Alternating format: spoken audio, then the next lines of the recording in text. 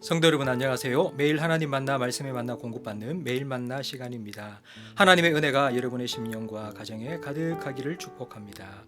오늘 본문 이사야 22장 15절에서 25절은 유다의 두 지도자 셈나와 엘리야김에 대한 말씀으로 15절에서 19절은 셈나의 심판, 20절에서 25절은 엘리야김의 실수에 대해 말씀하고 있습니다. 22장 앞부분에 유다 정치 지도자들의 모습이 나옵니다. 그들은 국가의 위기 앞에서 자기만 살겠다고 도망쳤습니다. 이렇게 도덕적 해이에 빠진 정치 지도자 중 한 사람이 15절에 나오는 셈나입니다. 국고를 맡고 왕궁을 맡은 사람인데 요즘으로 하면 재정부 장관과 비서실장을 겸임한 고위 공직자입니다. 셈나는 보통 사람이라면 할 수 없는 일을 자기 지위를 이용해서 합니다.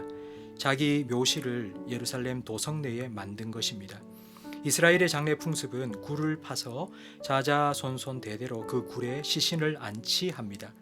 묘실을 한번 만들어 놓으면 영구적으로 쓸 수 있습니다.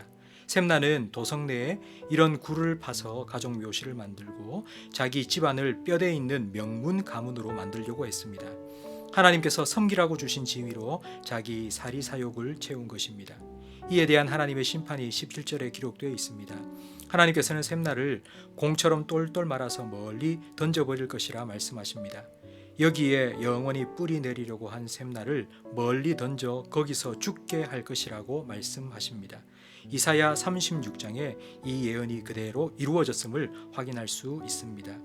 하나님께서 셈나를 대신할 사람을 세우셨는데 20절에 나오는 엘리야김입니다.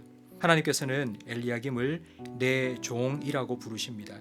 엘리야김은 하나님께 내 종이라고 인정받을 정도로 신실한 사람입니다. 하나님께서는 셈나가 맡았던 모든 국고와 왕궁을 그에게 맡기셨습니다. 22절 말씀처럼 다윗 집의 열쇠를 그의 어깨에 메어 주셨습니다. 그가 열면 닫을 자가 없고 닫으면 열 자가 없습니다. 이 말은 엘리야김의 결정이 최종적인 결정이 되고 누구도 이의를 제기할 수 없다는 뜻입니다. 하나님께서는 엘리야김에게 사명만 맡기신 것이 아니라 그 일을 감당할 능력도 주십니다. 그리고 그 사명을 통해 축복도 누리게 하십니다.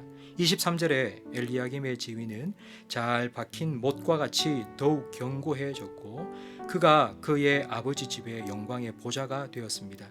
이 말은 가문의 영광이 되었다는 뜻입니다. 셈나는 자기 스스로 가문을 세우려 했지만 엘리야김의 가정은 하나님께서 든든히 세워주셨습니다. 그런데 25절에 잘 박힌 목과 같았던 엘리야김이 삭아서 부서집니다. 그 이유는 24절에 나오는 것처럼 그의 후손과 그의 가족들이 그에게 의지했기 때문입니다.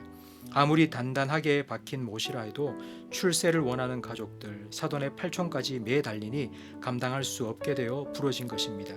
하나님의 종이었던 엘리야김이 점점 가족들의 종이 되어갑니다. 피는 물보다 진하다는 말처럼 가족들의 청탁을 거절하지 못한 엘리야김은 부정부패에 걸려 넘어집니다. 결국 엘리야김도 유종의 미를 거두지 못합니다. 셈나와 엘리야김은 그 시작은 창대했지만 그 끝은 미약했습니다. 그 이유는 초심을 잃어버렸기 때문이고 하나님께서 그 자리에 자기를 세우셨다는 것을 잊어버렸기 때문입니다. 하나님께서는 사람을 들어 하나님 자신의 뜻을 이루어 가십니다.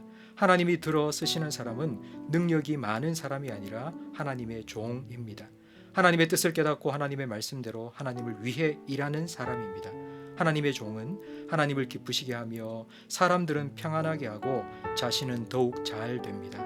여러분과 여러분의 자녀가 이런 하나님을 섬기는 하나님의 종으로 살아가기를 축복합니다. 복습 문제입니다. 셈나는 무엇 때문에 관직에서 쫓겨났습니까? 엘리야김이 유종의 미를 거두지 못한 이유는 무엇입니까? 오늘 함께 드릴 기도 제목입니다.